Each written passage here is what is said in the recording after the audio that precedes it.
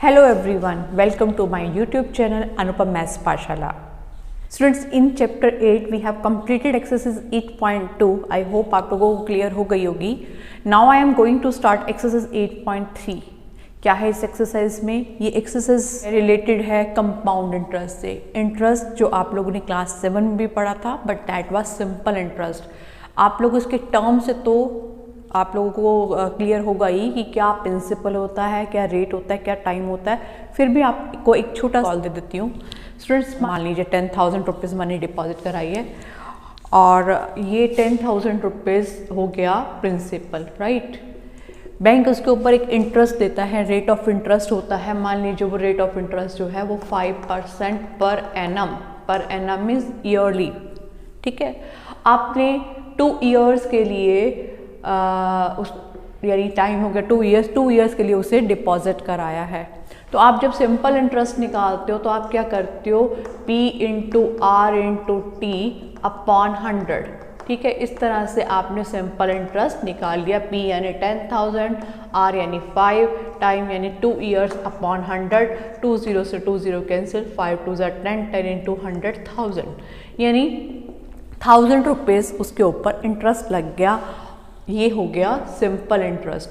और एक होता है अमाउंट, यानी कि आप बैंक वाले आपको कितना रिटर्न करेंगे. 10,000 जो आपने डिपॉजिट कराया था और 1000 रुपीज़ हो गया इंटरेस्ट. इस तरह से 10,000 प्लस 1000 11,000 रुपीज़ आपको अमाउंट वापस मिलेगा. तो ये तो है सिंपल इंटरेस्ट से रिलेटेड, राइट बेटा. अब क्या है कि बैंक वाले इस पे इंटरेस्ट कंप्यूट करते हैं स्पेसिफिक टाइम के बाद, इधर ईयरली और हाफ ईयरली और क्वार्टरली. जैसे यहाँ पे तो हमने सीधा 2 साल के बाद ही इंटरेस्ट कंप्यूट किया, लेकिन बैंक में इंटरेस्ट कंप्यूट किया जाता है इधर ईयरली और हाफ ईयरली और क्वार्टरली. तो अगर वो ईयरली किया जाता है तो क्या होगा, 10,000 रुपीज़ प्रिंसिपल है और फिर rate into time 1 year upon 100. तो इस तरह से 500 रुपीज़ 1 साल के बाद इंटरेस्ट बन गया. अब वो आपने पैसे निकलवाए नहीं हैं, आपने उसे वहीं बैंक में ही पढ़ रहे हैं और वो 10,000 भी बैंक में है, ये 500 भी बैंक में. अब कुल मिला के 10,500 रुपीज़ बैंक में हमारे डिपॉजिट है. ठीक है, इसके ऊपर फिर से 5% रेट से इंटरेस्ट कंप्यूट किया. 10,500 इंटू 5 इंटू 1 अपॉन 100, 2 0 से 2 0 कैंसिल, इट इज़ 525. ठीक है, तो ये 525 ये simple interest in second year, simple interest of second year. तो बच्चे ये देखिए कि अब आपका अमाउंट क्या बन गया, 10,500 पहले था, 525 ऐड और हो गया, ये बन गया 11,025. तो आपने देखा पहले तो हमारा अमाउंट बन रहा था 11,000, अब बन रहा है 11,025. ये 25 रुपीज़ क्या है, ये 25 रुपीज़ है जो हमने 500 रुपीज़ जो वहाँ पे 1 साल के बाद हमने इंटरेस्ट कंप्यूट किया, उस इंटरेस्ट के ऊपर इंटरेस्ट है. इसको बोलते हैं कंपाउंड इंटरेस्ट, राइट बेटा. लेकिन इसको करने का एक फॉर्मूला है, हमें इस तरह से नहीं सॉल्व करना, हम इसे फॉर्मूले से करेंगे. चलिए सीखते हैं कैसे करेंगे. तो स्टार्ट करते हैं क्वेश्चन 1 से. Students, question number 1, calculate the amount and compound interest on ₹10,800 for 3 years at 12.5% per annum compounded annually. आपको यहाँ पे compounded annually, compounded half yearly, compounded quarterly दे रखा है. इट मीन्स आपको कंपाउंड इंटरेस्ट फाइंड आउट करना है, राइट. तो बच्चे ये देखिए 10,800 क्या होगा principal, 3 years is time and 12.5% is rate. तो चलिए स्टार्ट करते हैं. आपको लिखना होगा what is principal, ₹10,800. What is rate, 12.5% per annum. PA लिख दीजिए. आप इसको इम्प्रॉपर फ्रिक्शन बना सकते हो. It is 25/2% per annum, right. Now time is 3 years.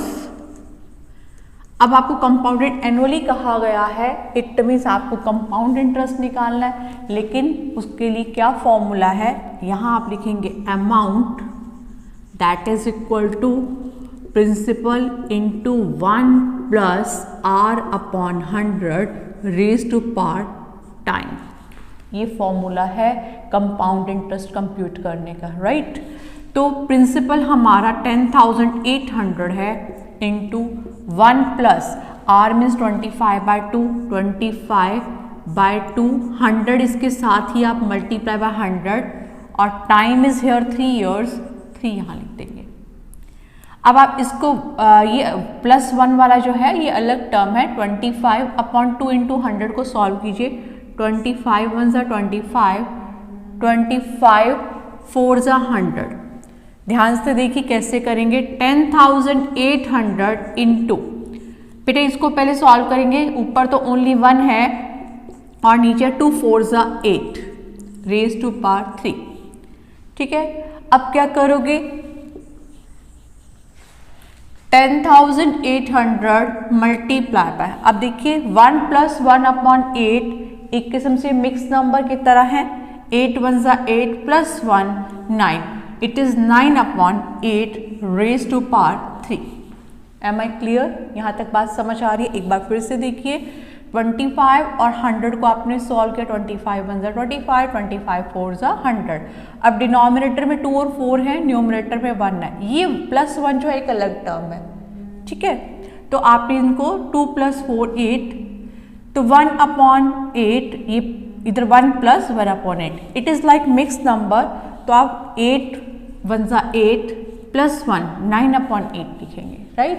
1 + 1/8 is like 1 1/8, ये इस तरह से कंसीडर किया जाता है, ठीक है।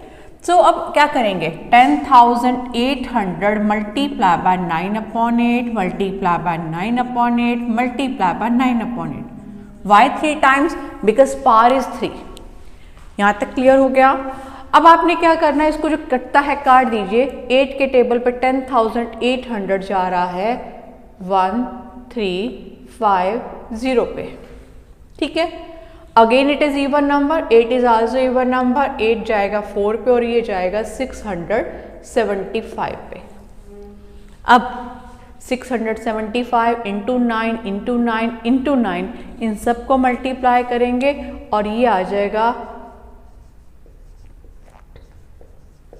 4,92,075 और डिनोमिनेटर में होगा 32। ये क्या चीज़ आई है? ये हमारी अमाउंट है। जब आप इसको डिवाइड करोगे तो ये आ जाएगा हमारा 15,377.34। ये हमारा क्या है? अमाउंट। आपका फर्स्ट क्वेश्चन था कि फाइंड द अमाउंट, तो उसका आंसर ये है। अब आपको कहा है कंपाउंड इंटरेस्ट, तो कंपाउंड इंटरेस्ट क्या होगा? Amount minus principal, amount minus principal. So rupees 15,377.34 minus 10,800, right. Rupees लगाएंगे इसके साथ। जब आप इसको माइनस करेंगे ये आ जाएगा 4,577.34, यानी 4,577 rupees 34 paisa. So this is the first part of first question. Am I clear?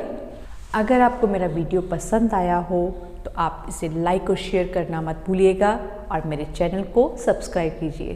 Thank you and have a nice day.